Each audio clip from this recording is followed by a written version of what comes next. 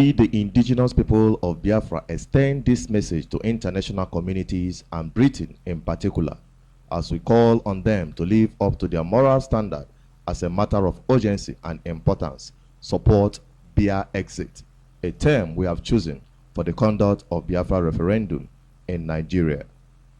It will be morally wrong for Britain to allow its people decide through voting whether they should remain or separate from European Union, while they publicly reaffirm their commitment to help keep Nigeria as one country without considering the yearnings of Nigerian citizens. Nigerian citizens should be allowed to enjoy the provision of international law that empowers a people to decide their self-determination. And indigenous people of Biafra, through the institutions of her customary government, has taken a legitimate part to guide Biafran people through this process. Britain and the Western countries should prove to the world that her government is not hypocritical with democracy by reaching out to Nigerian government and persuade them to allow Biafrans and other nationalities in Nigeria to freely exercise their right to self-determination and decide whether or not to remain as one country or go their separate ways. We hope Britain and international communities will not disappoint the world on this subject. Hello, this is BBI Channel 1. You're welcome to Biafra Discourse. I am Asuzu Chinedu Peters. The news of British exit from the EU has filtered the air, and it has been demonstrated by the British people that a people have right to self-determination, and no one under any circumstances should prevent a people from deciding what is good for them. Yesterday, majority of the British people voted to leave EU. Their reason was that they wanted their country back.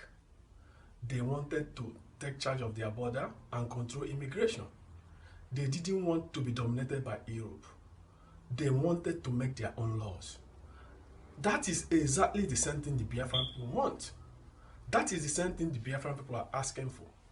They want to control their borders so that the foreign herdsmen will not be entering their land to kill them. They want to control their resources so that they develop their land. They do not want people to stay far away in Abuja and make laws pertaining to them. Decide how many infrastructure they will build, decide how many airports they will build, decide how many seaports they will build. The people of Biafra are asking the same question. If the British could leave EU, why can't the Biafran people? The self-determination is the right of every group of people. A similar demand by Biafran people in Nigeria have been faced with serious antagonistic approach, killing, molesting, and intimidation of the indigenous people of Biafra who seek for self-determination in Nigeria. The dramatic aspect of the entire scenario that played out in Britain just recently is the resignation of the British Prime Minister, David Cameron, who saw himself at the other side of the voting, who wants the British to remain in the EU. He acknowledged and understood that he no longer represents the yearnings and aspirations of the British people, and as such, took a honorable decision to step aside and allow a more popular person or candidate to lead and steer the ship of the British people. The British people have made a very clear decision to take a different path, and as such, I think the country requires fresh leadership to take it in this direction. I will do everything I can as Prime Minister to steady the ship over the coming weeks and months, but I do not think it would be right for me to try to be the captain that steers our country to its next destination. This is not a decision I've taken lightly, but I do believe it's in the national interest to have a period of stability and then the new leadership required. There is no need for a precise timetable today, but in my view, we should aim to have a new Prime Minister in place by the start of the Conservative Party conference in October. A negotiation with the European Union will need to begin under a new Prime Minister. And I think it's right that this new Prime Minister takes the decision about when to trigger Article 50 and start the formal and legal process of leaving the EU. But it amazed me that African leaders never emulate such honorable character. I wonder what they learned from the Western world. That is why some people will ask, are Africans caused, or are Africans the cause of their problems? It has become an inbuilt feature for most African leaders to perpetually try to cling to power, even if it means loss of lives and destruction of properties. Now the question is it that the Western world are not teaching African leaders, or the African leaders have refused to learn from the Western people, whom they have continuously tried to copy everything they do? Fela Anipola Kuti summarized it all when he sang, "Teacher, don't teach me nonsense." Is it that the African leaders have bad teachers from the West, or is it that they simply do not want to learn the positive characters of the Western leaders? This is just one reason why the world still celebrates and honors the person of Goodluck Jonathan, who demonstrated beyond every expectation of a normal character of African leader to step aside after losing a presidential election, despite having all it takes to stand down against the decision of the electoral body, INEC. I thank you all for turning out en masse for the March 28 general elections. I promised the country free and fair elections. I've kept my word. I've also expanded the space for Nigerians to participate in the democratic process. That is one legacy I would like to see endure. As I've always affirmed, nobody's ambition is worth the blood of any Nigerian. I thank all Nigerians once again for the great opportunity I was given to lead this country, and I assure you that I will continue to do my best at the helm of national affairs until the end of my tenure. I have conveyed my personal best wishes to General Muhammadu Buhari. May God Almighty continue to bless the Federal Republic of Nigeria. I thank you all. Now, you can imagine in Nigeria today, in the midst of total economic breakdown, in the midst of total collapse of law and order, in the midst of anguish and suffering of the Nigerian people, death toll increasing by double quick march, none of the Nigerian leaders or rulers, if I may say, have deemed it fit and honorable to step aside and allow more competent hands to steer the ship of the Nigerian state, just like David Cameron had just demonstrated.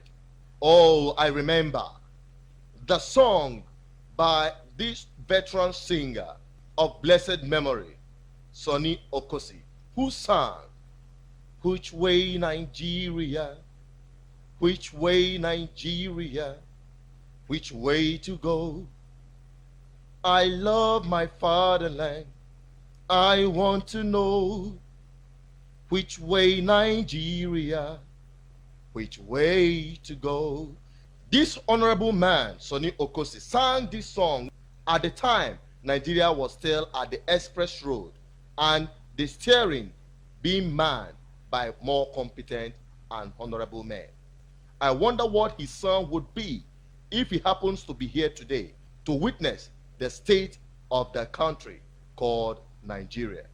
Younger musical artists like Idris Abdulkarim have expressed in his own way what he felt about Nigeria some years ago when he sang, "Nigeria jaga jaga, everything scatter scatter, bomb and they suffer suffer, booza booza, gunshot in the air."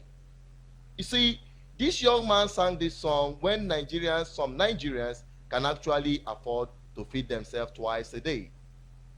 What would be his song now that an average Nigerian can hardly feed once in a day? At the time where mothers can sell their children just to afford to eat.